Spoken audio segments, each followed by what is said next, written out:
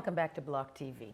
The blockchain and crypto sphere would be nowhere without investments, and one of the main venture capital and investment arms operating in it is NEM Ventures, a company that prides itself on the promotion and growth of the ecosystem through strategic high-tech investments. I'm very happy to be joined now by Dave Hodgson, the director and co-founder of NEM Ventures, who himself sports quite a prolific past in the VC sphere with 15 years worth of experience. He's joining us now from Scotland. Dave, so great to have you with us. Thanks for having me on. Brilliant. Now, to begin with, the obligatory question. You have quite a past in the venture capital sector. What led you down the blockchain rabbit hole, so to speak? So my past is actually a bit of a mixture between tech consulting and startup work. It's a fairly long story spanning over 15 years, but towards the end of that, I was doing some consulting for a peer-to-peer energy trading company. And we were looking to try and basically make it more possible to have solar generation on constrained points in the grid. And one way you can do that is by installing batteries. Unfortunately, the energy procurement system and settlement system in the UK doesn't support the ability for me to sell energy off my roof to my neighbor through the settlement system. So we had to look at a parallel settlement system. Once you start looking at additional settlement systems, distributed ledger technology becomes a fairly natural position, particularly given the peer-to-peer nature. So I got involved with NEM originally by selecting NEM ahead of 6 or 7 other chains. And yeah, from there, went down the rabbit hole and kind of never came out. And never came out. But you're the perfect person also, because to speak with on the turn of, and we're already in February, but still it's a new year, a new decade. And you know, latest trends, if you can pinpoint those for me, in venture capital investments when it comes specifically to blockchain and crypto, what are those at this time? Yeah, so they're obviously 2020 is still quite young, and it's quite hard to generalize across all of the funds, but certainly from our own experience, we're seeing, particularly through late 2018, 2019, and continuing into 2020 now, a much higher level of maturity, both in the types of proposals that we're receiving, the types of founding teams that we're seeing, and also the investors themselves. So the due diligence from VC funds now is far more structured, a bit more traditional in nature, which is frankly kind of a good thing after the ICO boom of 16, 17. So most of those newer proposals that we're seeing coming through are now focused more on solutions that actually try and solve real world problems rather than revolutionize the world or sell vaporware effectively, and really good ideas, but without much tangibility. So I think the main trend we're seeing is one towards companies that are actually already building, are ready almost to enter the market, have a go-to-market plan, have a plan to get revenue generating. They have a more holistic view of a company rather than a technology project, I guess. Yeah, and you touch on a key point there, because we are speaking 2020, but you mentioned 2017. Needless to say, that was a time where we can arguably say the sphere was suffering from very bad press. Some would argue also rightfully so. Have you seen a decrease back then? Could you pinpoint that there's been an increase over the course of the last, let's say, fiscal year? Sorry, an increase or a decrease in the types of companies that we're getting or proposals that we're getting? Yes. Yeah, yes, I'd say we probably have had, I mean, NEM Ventures only started in 2018. So my experience prior to NEM Ventures was more as an individual investor or working with projects. But I do think we probably have had a decrease in the number of proposals, certainly since early 2017, but an increase in the quality of the proposals that we're seeing. So if you go back to 2016, 17, in my view, quite a lot of the press was justified. Quite a few of the projects were too immature to be raising the kinds of funds they were raising, didn't really have a proper plan for how they were going to use the funds, control them, deliver value to the investors ultimately. So yeah, we've definitely seen a decrease in the number of proposals, but as I say, probably an increase in the quality. And can you quantify then what companies are VCs looking at 2020 specifically? Sorry, I broke up in the middle of that, yeah. If you can quantify what companies VCs are looking at in 2020 specifically. Yes, so for ourselves, I mean, obviously I can't speak for other VCs, but for ourselves, we're looking at predominantly infrastructure focused companies or companies which are solving real world issues, are planning to try and have a genuine use case and user experience for people that don't really need to care about cryptocurrency or blockchain, frankly.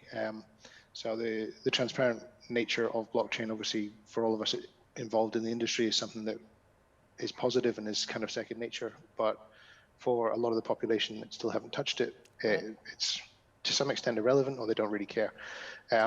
The type of projects we're starting to see come through and we're focusing on are very much those that are capable of bridging that gap, and are largely hiding blockchain to an extent.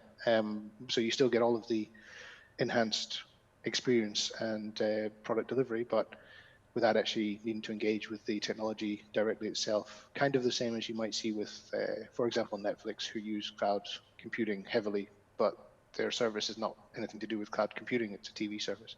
Right. Similar kind of idea. And the idea, and the notion of, and before we continue on where the market's heading, when you said something very true, people don't care, they don't seem to want to know how something works. Has that been a leading idea in what you're looking for, where blockchain is not there to educate the masses, rather just an aspect of the product? Yeah, in terms of gaining mass adoption, I think it's the direction we have to go as an industry. Several of the projects over the past few years, which have done really well, have been focused on services to the crypto industry and the DLT industry in general, which is great. We absolutely need those services in the ecosystem. It's the only way we can build tools on top of those services. But now we need to take the next level of abstraction to be appropriate for people like my 70-year-old next door neighbor who doesn't care about phones, never mind blockchain, but still could benefit from the technology. Exactly. Not a pronounced revolution, one could argue. So where do you see the market heading in the next coming years? Because there seems to be a battle of narratives on where it should head. Where do you see it heading? Yeah, so the market in terms of prices, or the market in terms of projects and investments? Prices, I'll spare you because I don't think none of us know. Cool. Let's call a spade a spade. Because I'd love to have a crystal ball. I know. I mean, we can discuss it, but let's face it, we don't know. But where is it heading in terms of, let's say, narratives in that respect? Yeah, so I think it's still heading in a broadly similar direction as it has been for the last year or two. If anything, we've kind of under-delivered on some of the areas, partly due to the crypto winter and partly due to the hype cycle from a couple of years ago. So I think we're probably still heading towards security tokenization. I don't think we're there yet, but I do see a lot of encouraging steps towards that. We now have several regulators which have approved securities being issued on-chain, and there are now various people in the industry who have significant knowledge of the traditional security space and are pushing those projects through very well, including in the US now. So definitely tokenization in terms of securities. Also tokenization of real world assets seems to be coming to the fore. So we have people like William Shatner starting to enter the space to tokenize rare and collectible items, for example. In our own ecosystem, we have something similar called LuxTag that does Chrono Swiss and luxury watch ownership verification and tracking. Those type of solutions seem ripe for this type of service, and seem to fit very naturally. The other area which has been growing for a while and still growing is DeFi, obviously. My personal view is it's not quite there yet. Most of the DeFi projects I see coming through are to some extent either centralized or rely on a centralized oracle or something of that nature. However, they're making the right kind of movements and they're heading in the right direction. I think they will get there. It's just a case of when. So we have people like MakerDAO, Chainlink, Kyber, making great strides in that kind of area. But as you mentioned, not quite there yet. You said something very interesting though about somewhat of the understanding maybe of the mainstream capital world of security tokens. Would you think? And when you claim that it's in the U.S., so you've just been covering very in-depth the Telegram trial. I don't know if you were aware of it. I didn't manage to cover it, unfortunately. No. You didn't cover it. Okay. And I was just wondering if you think that's going to end up as a security, yes or no. I don't have the detail on it. I'm also tried. not an expert in US regs, unfortunately. I'm still not going to ask you about the price. Let's go back to NEM Ventures. It has an upcoming symbol, Catapult 2.0, launched later this year. What is that about? Yeah, so NEM's version 1 launched back in 2015. So we've been running for about 5 years now, 24/7. And back then there was various features on the chain which were industry first. So things like on-chain multi-sig, for example. The devs learned a lot from that process, and for the last 3.5, 4 years have been creating effectively NEM version 2 or NEM 2.0. So Symbol is the new technology that's coming out this year. It's currently going through active testing and is running on a publicly available testnet.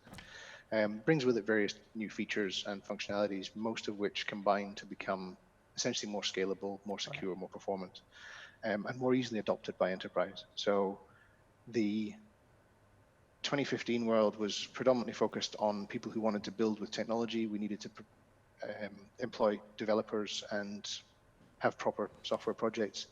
In 2020, we're now starting to see companies coming in who want to, for example, tokenize VC funds or physical assets.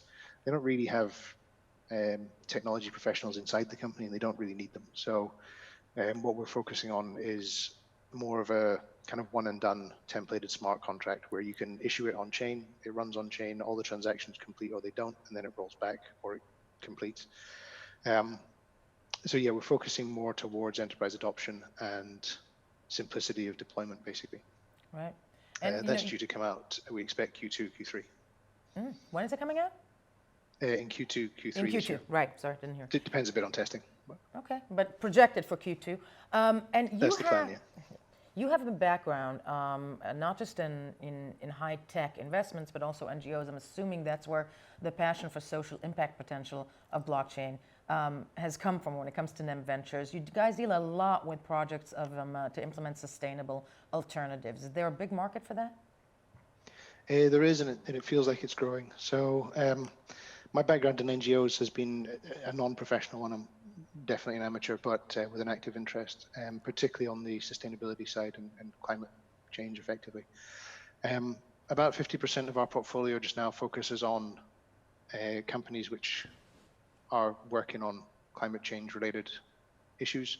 So we have IODLT running various different sensors that allow you to apply AI across the top of big data on blockchain, among various other things. And we have Ample Meters who are doing a smart metering and peer-to-peer energy trading out of China. And we also have Mobi Ride Sharing out of Australia who are doing ride sharing and carbon reduction in terms of commuting. Outside of our portfolio, there's various projects now starting to move in this space. And obviously, frankly, most of the intelligent scientific community now are in agreement that we have a climate issue. We need to do something about it. It is going to affect us in our lifetimes and certainly our kids. It seems natural to me that the industry which is focused on disrupting the global financial industry because it's not working would also take that focus into on account. No, entirely. the same kind of challenges, yeah. So I was in a workshop with, it was led by a guy called Alex, Brock Pierce, and Vinay Gupta, who helped with the Ethereum launch recently, who are trying to galvanize or convene a group of people from the industry to tackle various deforestation issues out of the Amazon. It was really heartening to see the level of energy and the type of people that want to get involved in fixing those problems. And these are already people who have succeeded in disrupting global industries, right? So, yeah, it's a really exciting time to see that stuff coming in. Yeah, I'm pretty keen to get involved in it. You know, it's exciting to speak to somebody who you know, pushes that type of a future. Dave Hodgson, co-founder of NEM Ventures. I can't thank you enough for joining us today from Scotland. Very informative, and keep doing what you're doing. Good luck. Thanks for having me.